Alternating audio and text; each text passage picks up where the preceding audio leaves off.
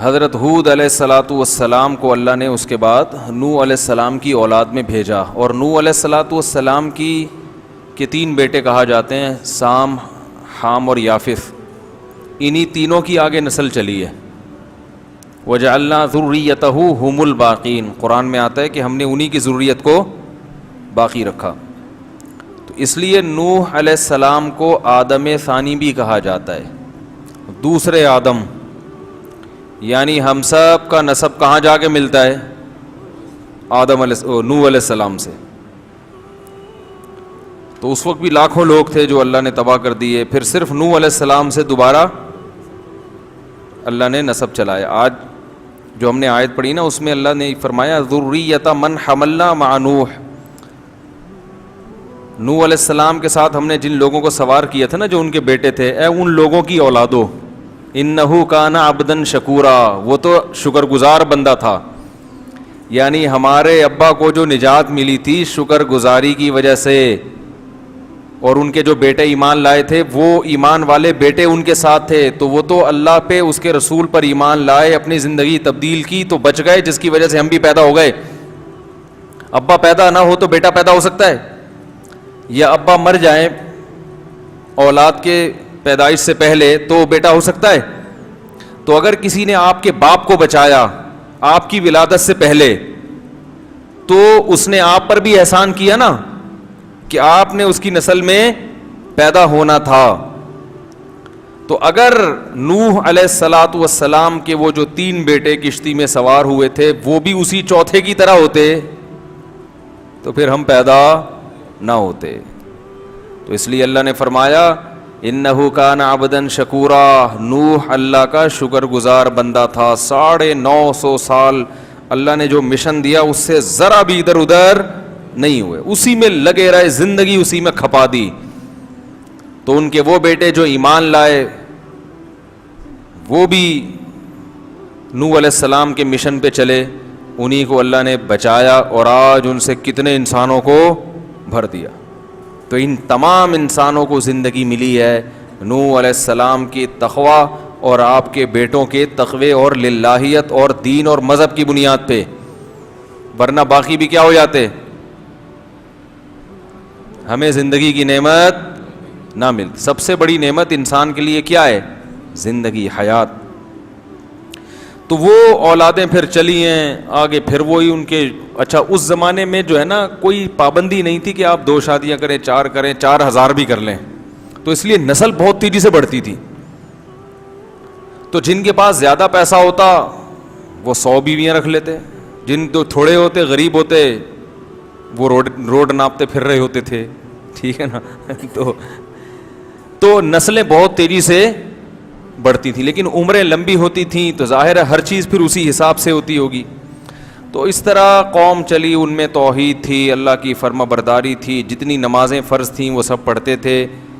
آہستہ آہستہ پھر برائی آنا شروع، اور وہی برائی جو نوح علیہ السلام کی قوم میں، کیونکہ مشرک جو ہے نا، مشرک یہ اس کو عقیدت تباہ کرتی ہے. مشرک کو کیا چیز تباہ کرتی ہے؟ عقیدت. عقیدت ایک ایسی چیز ہے کہ آپ جس سے محبت کرتے ہو اس کے خلاف سننا گوارا نہیں کرتے، اس کی تعریف میں جتنا کہا جائے آپ سنو گے. تو اب جب عقیدت آئی تو شرک بھی ساتھ ساتھ آ گیا. اب اگر کوئی شرک کے خلاف بولے، گستاخ. سمجھ رہے ہیں؟ اب دیکھو سیرت کانفرنس ہو، آپ کو رسول اللہ صلی اللہ علیہ وسلم کی سیرت بیان کرنے کے لیے بلایا جائے، جو تعریف میں آپ کلمات کہیں گے وہ تو لوگ سنیں گے، سننے بھی چاہیے. لیکن اگر آپ تعریف میں غلو کرنا شروع کر دیں تو کوئی بھی ٹوکنے والا نہیں ہوگا، سبحان اللہ کہنے والے زیادہ ہوں گے. یہ جو ہماری قوم میں شرک آیا ہے یہ کہاں سے آیا ہے؟ نعتوں سے آیا شرک. نعتیہ کلام میں حد سے تجاوز، حد سے تجاوز، بگڑی بنانے والے اور بدنی اس طرح کے جو الفاظ آئے. پہلے اس کا 2 مطلب لیا جاتے تھے، صحیح بھی غلط بھی، پھر غلط ہی مطلب ہو گیا. پھر نبی صلی اللہ علیہ وسلم پھر وہ میلاد کی محفلوں کو کامیاب بنانے کے لیے کہ اس میں لوگ عقیدت سے آئیں، تو جیسے وہ کنٹینر والے بابا نے جلسہ کیا تھا نا، اور جلسے کو کامیاب بنانے کے لیے فضائل سنائے کہ اس جلسے میں جو شرکت کرے گا وہ ایک رات لیلۃ القدر کی رات سے، وہ یاد ہے ایک آئے تھے کنٹینر بڑا مشہور ہوا تھا ان کا، بھول گئے؟ وہ ایک تھے کنٹینر جنہوں نے نبی صلی اللہ علیہ وسلم نے خواب میں آ کے ان کو کہا تھا کہ چندہ چاہیے مجھے، تو وہ اس طرح کے خواب انہوں نے سنائے، کہا نہیں تھا لیکن انہوں نے سنائے کہ وہ چندہ بھی چاہیے اور پتہ نہیں کیا کیا، ٹھیک ٹھاک پیسہ ماشاءاللہ تمیز سے انہوں نے بنایا، اور پھر سیاست میں انہی لوگوں کے خلاف کھڑے ہو گئے جن کے ان پر بے پناہ احسانات تھے، جنہوں نے ان کو پال پوس کے بزرگ بنایا، ٹھیک ہے نا، ان کو پال پوس کے بزرگ بنایا، انہی کے خلاف کنٹینر لے کے میدان میں کھڑے ہو گئے، اور وہ تو اللہ کا فضل ہو گیا کہ کوئی بہانہ مل گیا جلسہ ختم کرنے کا، ورنہ اب تک بیٹھے ہوئے ہوتے، کیونکہ اس جلسے کے انہوں نے اتنے فضائل بیان کر دیے تھے کہ اب وہ واپس جانا وہ ہو ہی نہیں سکتا تھا نا، لوگ کہتے جب یہ لیلۃ القدر سے افضل ہے تو واپس کیوں جا رہے ہو، تو وہ کیا کہا، کیا یار کیا بات کر رہا ہوتا ہوں، کہاں سے کہاں وہ چلی جاتی ہے۔ ہاں تو ہمیشہ بربادی کہاں سے آتی ہے؟ غلو، عقیدت بری چیز نہیں، عقیدت تو ضروری ہے، اعتدال کی راہ کیا ہے کہ ایسا بھی نہیں کہ بزرگ لیس ہو جائے انسان، اہل اللہ سے عقیدت ہی نہیں ہے، آج کل تو ہر وقت بزرگوں کے خلاف نا، تو عقیدت کیا کرتی ہے انسان میں؟ غلو، تو اعتدال کیا ہے؟ ایسا بھی نہ ہو کہ عقیدت لیس، کوئی بزرگ ہی نہیں ہے، سب بزرگوں کے کرتوت بھی خراب، لہذا بزرگ بھی کیا ہیں؟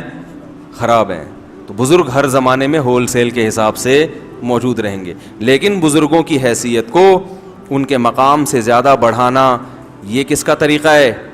عیسائیوں کا، یہود و نصارہ کا، کہ ویلیو کو حد سے زیادہ بڑھا دیا۔ تو جتنی امتیں گمراہ ہوئی ہیں وہ اہل اللہ کی تنقیص سے نہیں، تنقیص سے گمراہ ہونے والے تھوڑے لوگ ہوتے ہیں، بڑے پیمانے پر جو قومیں گمراہ ہوتی ہیں وہ گمراہ ہوتی ہیں عقیدت میں غلو سے۔ عیسائیت تباہ ہو گئی حضرت عیسیٰ کی شان میں غلو کرنے سے۔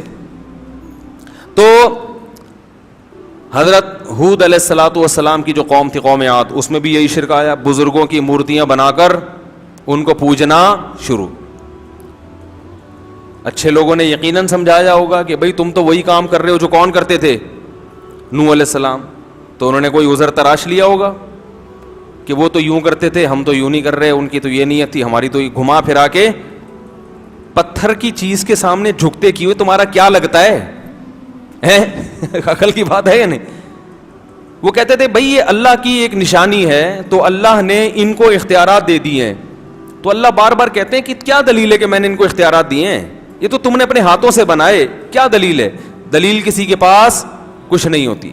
تو اللہ تعالیٰ فرماتے ہیں وَإِلَىٰ عَادٍ أَخَاهُمْ هُودًا، ہم نے قوم عاد کی طرف ہود علیہ السلام کو بھیجا، اور یہ قوم عاد بڑے زبردست قد والے لوگ تھے، ظاہر ہے قد اس زمانے کے ویسے ہی لمبے ہوتے تھے، کھجور کے تنوں جیسے ان کے قد ہوا کرتے تھے۔ تو قال یا قوم اعبدوا اللہ ما لکم من الہ غیرہ، اے میری قوم اللہ کی عبادت کرو، اللہ کے سوا کوئی عبادت کے لائق نہیں ہے، ان انتم الا مفترون، تم نرے جھوٹ بولتے ہو اللہ پر۔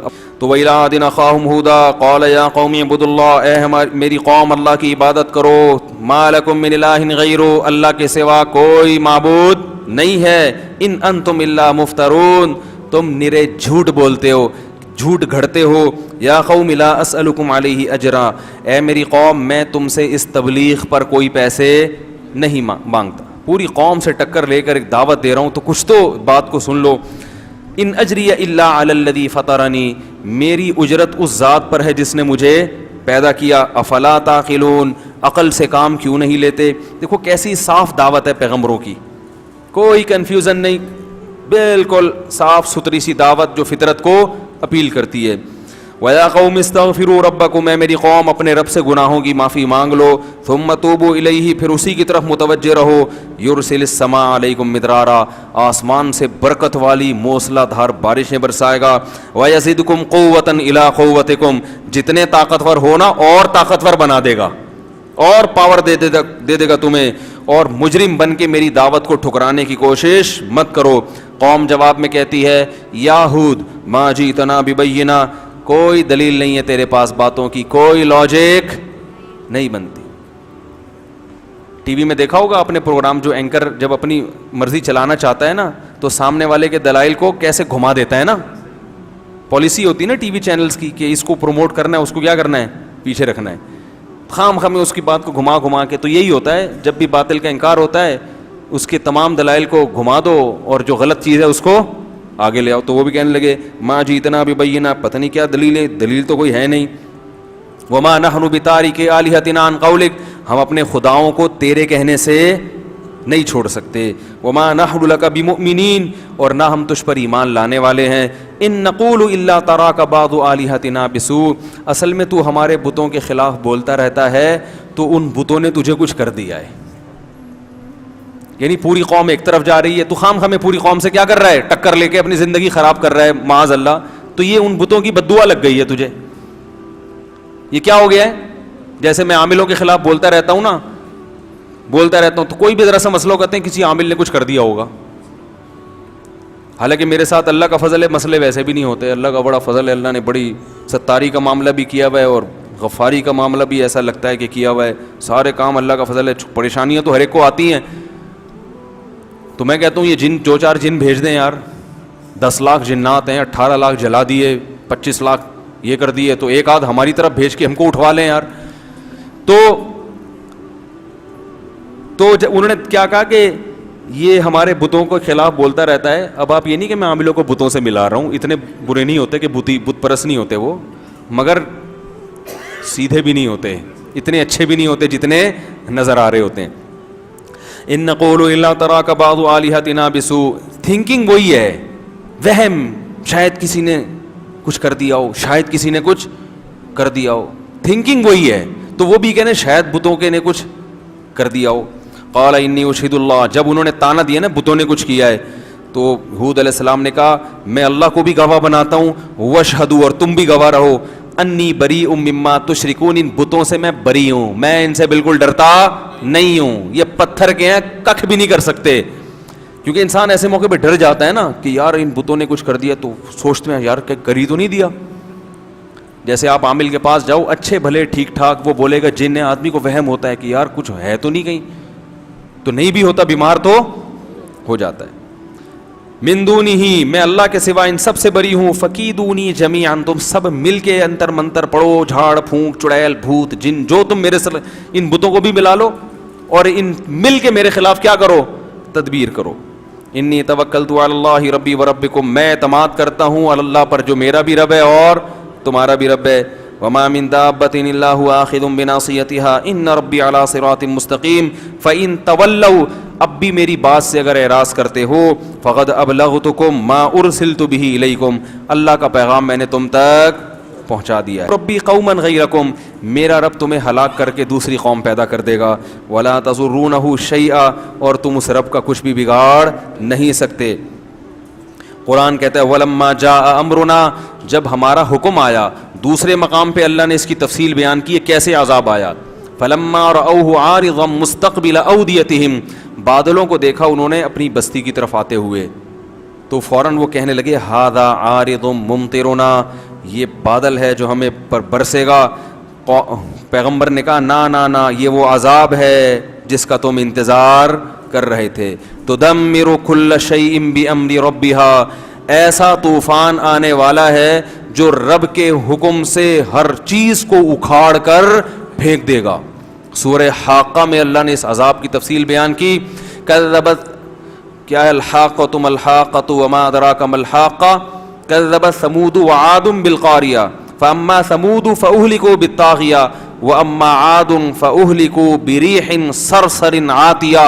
سرکش ہوا، یہ ایک آواز ہوتی ہے نا جس ہوا میں اس کو سرسر کہا جاتا ہے، زھوں کر کے آواز نہیں آ رہی تھی، خطرناک آواز. ایسی آواز والی ہوا عاتیہ جو سرکش. دیکھو ہوا کیسے سرکش ہوگی؟ ہوا کا مطلب جو بے لگام ہوا ہو, جو قابو میں نہ آ رہی ہو, جو کسی کی سننے کے لیے تیار نہ ہو, ایسی خطرناک ہوا. سخرها علیہم 7 لیال, 7 راتیں وہ ہوا چلی ہے. و8 ایام, اور 8 دن, 7 راتیں اور 8 دن اتنی تیز ہوا چلی ہے. 7 لیال و8 ایام حسوما فتر القوم فیہا صرعا. اے مخاطب, اگر تو 8ویں دن اس قوم کو دیکھتا ایسا لگتا بڑے بڑے پہلوان ہیں جو پچھاڑ کر گرائے گئے ہیں. ہواؤں نے ان کو اچھال اچھال کر زمین پہ پٹخا تھا. جیسے رنگ میں پہلوان ہوتا ہے نا, اس کو پچھاڑنا پڑتا ہے, گرتا نہیں ہے. تو اللہ نے ان کی طاقت اور قوت اور ان کے قد کو بھی بیان کیا اس منظر میں کہ ایسے لگ رہا تھا پہلوانوں کو زمین پہ پچھاڑ کر گرایا گیا ہے. فَتَرَ الْقَوْمَ فِيهَا صَرْعَا كَأَنَّهُمْ أَعْجَازُ نَخْلٍ خَاوِيَةٍ, جیسے کھجور کے تنے الٹے پڑے ہوئے ہوتے ہیں نا, یہ کیفیت تھی.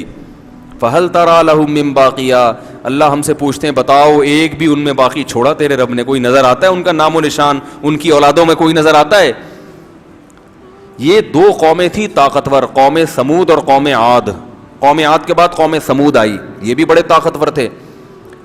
تو یہ تو کہتے تھے من اشد منا قوہ, ہم سے زیادہ طاقتور دنیا میں کون ہے, ہم سے زیادہ طاقتور کون ہے. یہ تو فخر سے کہا کرتے تھے ہم تو بہت اونچے قد کے لوگ ہیں. تو ان دونوں قوموں کو اللہ نے ایک کو آواز سے ہلاک کیا, طاغیہ, زوردار آواز تھی جس سے قوم سمود کے کلیجے پھٹ گئے, فرشتے نے چیخ ماری. اور اس قوم عاد کو کس سے ہلاک کیا؟ ہوا سے. علماء نے اس میں حکمت بیان کی ہے کہ بھائی کسی قوم کو اللہ پانی میں غرق کر رہا ہے, کسی کو زلزلے سے تباہ کر رہا ہے, کسی پہ پتھروں کی بارش ہو رہی ہے, تو ان کو ہوا اور آواز سے کیوں؟ اس کی وجہ یہ بیان کی کہ ان کا دعویٰ تھا ہم بہت پاورفل ہیں, طاقتور ہیں. آواز کے ذریعے مرنا آسان نہیں ہے, بہت زوردار بھی دھماکہ ہوتا ہے تو زیادہ زیادہ کان کا پردہ پھٹ جائے گا نا, انسان تو ہلاک نہیں ہوتا اس سے. لیکن اللہ نے اپنے عذاب سے بتا دیا کہ تم تو میرے فرشتے کی آواز بھی برداشت نہیں کر سکتے, تو ہم تو تمہیں آواز سے مار دیں. اس کائنات میں ایسی ایسی آوازیں ہیں کہ اگر اللہ ان پہ کنٹرول نہ کرے تو وہ آوازوں سے انسانوں کے کلیجے پھٹ جائیں. اور ہوا بھی بہت ہلکی چیز ہے, تو اللہ نے بتایا تم تو اتنے طاقتور نا جیسے کھجور کے تنوں جیسے, تمہیں تو میری ہوائیں, ہوا کو میں بے لگام کر دوں نا اسی زمین کی, کوئی آسمان سے الگ سے ہوا نہیں بھیجی, اسی زمین کی جو ہوائیں ہیں جو مختلف علاقوں میں گھوم رہی ہیں, جن کا دباؤ کا ایک سسٹم ہے, ایک جگہ دباؤ بڑھتا ہے تو دوسری جگہ وہ جو ہے نا پھیل جاتا ہے, ایسا سسٹم. تو اگر ہم صرف ہوائیں تمہارے اوپر چھوڑ دیں اور اس کو بے لگام کر دیں, یہ ہوا ہی تمہیں تباہ و برباد کرنے کے لیے کافی ہے. تو اللہ کہہ رہا ہے اس نے ہواؤں نے ان کی قوم کو بھی گرایا زمین پہ اور ان کے مکانات محلات کو کھنڈرات میں تبدیل کر دیا. تدمر کل شیء بامر ربها, رب کے حکم سے ہر چیز کو توڑ پھوڑ کر رکھ دیا اس نے. ایسی خطرناک ہوا اللہ نے قوم عاد پر بھیجی. اللہ فرماتے ہیں وَلَمَّا جَاءَ أَمْرُنَا, جب ہمارا حکم آ گیا, اور جو دوسرے مقام پہ بیان کیا, نَجَّيْنَا هُودًا, ہم نے ہود علیہ السلام کو بھی بچایا, وَالَّذِينَ آمَنُوا مَعَهُ بِرَحْمَةٍ مِنَّا, اور جو ان کے ساتھ ایمان لائے تھے خاص اپنی رحمت سے ہم نے ان کو بھی بچا لیا. وَنَجَّيْنَاهُمْ مِنْ عَذَابٍ غَلِيظٍ, اور بہت برے عذاب سے ہم نے ان سب کو بچا لیا. پھر آگے اللہ کہتے ہیں وَتِلْكَ عَادٌ, دیکھو یہ تھی قوم عاد. تلکا عربی میں ہاتھ سے اشارے کے وقت کہا جاتا ہے. گویا اللہ قوم عاد ہمارے سامنے لا کے اس کی طاقت اور اس کے ڈائلاگ, وہ سب چیزیں ہمارے سامنے لا کر ہاتھ سے گویا اشارہ کر کے یہ بتا رہے ہیں کہ گویا یہ قوم ابھی تمہارے سامنے ہے, یہ طاقت ہے اس کی, اور یہ کھجور کے تنوں کی طرح اوندھے پڑے ہوئے ہیں. اب اللہ گویا اپنے ہاتھ سے اشارہ کریں وَتِلْكَ عَادٌ, دیکھو یہ ہے قوم عاد. جہدوا بآیات ربہم, انہوں نے اپنے رب کی نشانیوں کا انکار کیا. رب کی نشانیاں کیا ہیں؟ کھانا پینا, یہ زمین کائنات میں درجنوں چیزیں جو ہمیں اللہ تک پہنچاتی ہیں, ان تمام چیزوں میں صرف اپنے فائدے کی چیزوں کو تو فوکس کیا. کھانے سے مطلب, پہننے سے مطلب, پینے سے مطلب, ان چیزوں میں اللہ کا جو جلوہ نظر آ رہا ہے, اللہ کے جو احسانات نظر آ رہے ہیں, اس سے کوئی سروکار نہیں ہے. قرآن اللہ کی نشانیاں بیان کرتا ہے اللہ تک پہنچانے کے لیے, سائنٹسٹ اللہ کی نشانیاں بیان کرتا ہے ان نشانیوں کو حاصل کرنے کے لیے, اللہ تک پہنچنا اس کا ہدف نہیں ہوتا. قرآن دودھ کو بیان کرتا ہے کہ دیکھو ہم نے سوکھے چارے سے دودھ پیدا کیا, اس میں نشانی ہے. کیا مطلب؟ جس رب نے اس جانور کو بنایا وہ انسان پر مہربان ہے, اس سے محبت کرو. لیکن جب کوئی سائنٹسٹ دودھ پہ ریسرچ پیش کرے گا تو وہ دودھ بنانے والے کا تذکرہ نہیں کرے. کبھی دیکھا آپ نے کسی بایولوجی یا میڈیکل سائنس کی کتاب میں کہ یہ گردہ ایسے کام کرتا ہے اور آنکھ ایسے کام کرتی ہے, لہذا جس نے بنایا وہ بڑا با کمال ہے؟ میڈیکل سائنس میں ہے, کبھی پڑھا آپ نے یہ؟ بتاؤ بھائی, کبھی پڑھا آپ نے کہ جو پودے اگتے ہیں زائگوٹ بنتا ہے, کھاد سے نائٹروجن بنتی ہے, اس نائٹروجن سے ایسے پھر پودا اگتا ہے, پھر اس میں تناور درخت بنتا ہے, پھر اس میں خربوزے پیدا ہوتے ہیں, پھر اس میں بیج پیدا ہوتا ہے. یہاں تک ہوگا بایولوجی میں. آگے یہ کہ جس نے یہ سسٹم پیدا کیا وہ بڑا باکمال ہے, ایسا کوئی سینٹنس بایولوجی کی کسی کتاب میں نہیں ہے. اور قرآن بھی یہ سارے پروسیس بیان کرتا ہے. واللہ خلق کل دابۃ مما, بایولوجی میں ایک سبجیکٹ آتا ہے نا جانوروں کی اقسام, جانوروں کو بہت ساری, وہ ہم لوگ پڑھتے تھے فائلم نیماٹوڈا آرتھروپوڈا, پتہ نہیں کیا کیا تھا وہ, اب تو بھول گئے. وہ ہوتا ہے نا فائلم نیماٹوڈا آرتھروپوڈا اور کیا ہے وہ بہت سارے ایسے اوڈا پوڈا کر کے آتے تھے, تو ابھی ہم نے رٹا لگا, اب تو بھول گئے. تو یہ تقسیم, دودھ پلانے والے جانور, بغیر دودھ پلانے والے, رینگنے والے, چلنے والے, یہ ساری ایک تقسیم قرآن نے بھی بیان کی ہے. واللہ خلق کل دابۃ مما, اللہ نے ہر جانور کو پانی سے پیدا کیا. یہ بحث ہوتی ہے نا سائنس میں کہ مریخ پر پانی ہوگا تو زندگی بھی ہوگی, کہتے ہیں نا اگر پانی نہیں ہے تو زندگی نہیں ہے. اس پہ بڑی تحقیق ہو رہی ہے. تو اللہ فرماتے ہیں ہم نے ہر جاندار کو کس سے پیدا کیا؟ پانی سے. پانی ہوگا تو زندگی, جہاں پانی نہیں ہے وہاں زندگی نہیں ہے. یہ سائنسی حقیقت قرآن نے بیان کی. فَمِنْهُمْ مَن يَمْشِي عَلَى بَطْنِهِ, اب قرآن ان کو ڈیوائڈ کر رہا ہے, ان میں کچھ ایسے ہیں جو پیٹ کے بل چلتے ہیں. وَمِنْهُمْ مَن يَمْشِي عَلَى رِجْلَيْن, کچھ ایسے ہیں جو دو پاؤں پہ چلتے ہیں. وَمِنْهُمْ مَن يَمْشِي عَلَى أَرْبَعٍ, کچھ ایسے جو چار ٹانگوں پہ چلتے ہیں. تو یہ اللہ اشارہ کر رہے ہیں. اور کچھ ایسے جو 6-6 8-8 ٹانگیں ہوتی ہیں نا ان کی. یخلق ما یشاء, اب سائنس یہاں پر آ کر ڈیوائڈ کر کے بتائے گی اتنی قسمیں ہیں بس, لیکن آگے اللہ اپنا تعارف کرواتا ہے یخلق ما یشاء, جس طرح چاہتا ہے پیدا کر دیتا ہے, جس طرح چاہتا ہے پیدا کر دیتا ہے. 2 ٹانگوں پہ چلانے والے بھی پیدا کر دیے, 4 پہ بھی, 6 پہ بھی. وہ 6 کو میں کیکڑا دیکھا ہے, 6 7 8 10 ٹانگیں.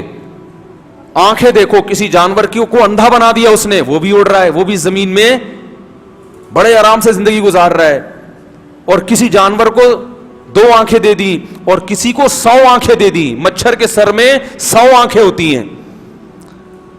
کیسے مختلف, جو چاہا جب چاہا جیسا چاہا بنا دیا. تو بایولوجی میں آپ تبھی اسکول پڑھنے والے اللہ سے محبت نہیں کرتے, کیونکہ وہ اس لحاظ سے سائنس کو پڑھتے ہی نہیں ہیں. سائنٹسٹ نہ صرف یہ کہ اللہ سے محبت نہیں کرتے, بہت سے تو اللہ کے وجود سے منکر ہو جاتے ہیں, انکار کر دیتے ہیں. تو یہ قرآن ہے جو انٹروڈکشن کرواتا ہے کہ یہ تمام چیزیں اللہ نے اللہ کے انٹروڈکشن کے لیے پیدا کی ہیں, ان میں پڑھ کے اللہ سے غافل مت ہو جانا. تو یہی بات اللہ نے بیان کی. وَتِلْكَ عَادٌ, یہ قوم عاد تھی. جہدوا بآیات ربہم, رب کی آیات دن رات انہوں نے دیکھی مگر ان آیات کا انکار. حالانکہ انکار تو نہیں, وہ تو مانتے تھے کہ یہ چیزیں ہیں. انکار کا مطلب کیا ہے؟ ان چیزوں کے ذریعے رب تک پہنچنے کی کوشش نہیں کی. دودھ بھی پی رہے ہیں, شہد بھی کھا رہے ہیں, گندم بھی کھا رہے ہیں, خربوزے بھی کھا رہے ہیں, یہاں تک تو اللہ کی نعمتیں سمجھ میں آتی ہیں. آگے ان نعمتوں کا شکر کیا ہے, اس کی ذمہ داری کیا ہے, اسے سوچنے کے لیے ٹائم نہیں ہے. تو اللہ نے قوم عاد کی طرف اشارہ کیا. وَتِلْكَ عَادٌ, یہ ہے قوم عاد.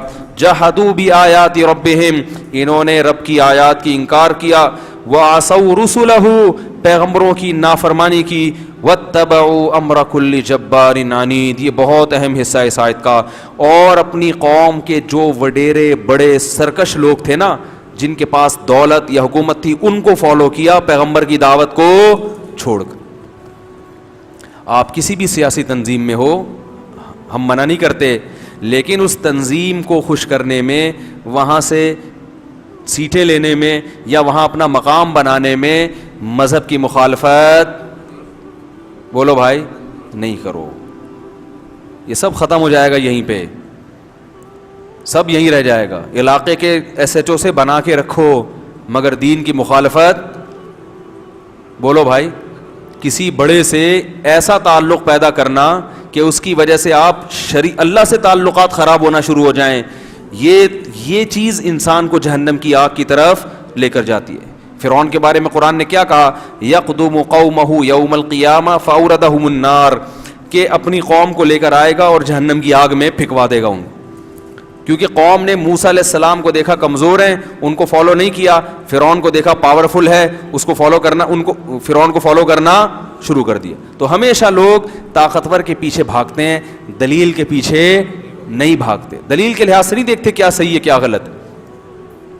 تو اللہ تعالیٰ فرماتے ہیں کہ الا ان عادا واتبعوا فی ہذہ الدنیا لعنہ، فرمایا اس دنیا میں بھی ان پر لعنت ہوئی، ویوم القیامہ، قیامت میں بھی ان پر لعنت ہوگی. الا ان عادا کفروا ربہم، خبردار سنو عاد نے رب کی نافرمانی کی انکار کیا. الا بعدا لعاد قوم ہود، سنو عاد اللہ کی رحمت سے دور ہو گئے، لعنت ہے ان کے اوپر جو ہود کی قوم تھی. اس جملے کے ساتھ اللہ نے قوم عاد کا واقعہ ختم کیا اور فوراً شروع کر دیا وَإِلَىٰ ثَمُودَ أَخَاهُمْ صَالِحًا، اور قوم عاد کے بعد ہم نے قوم سمود کی طرف بھیجا کس کو؟ صالح.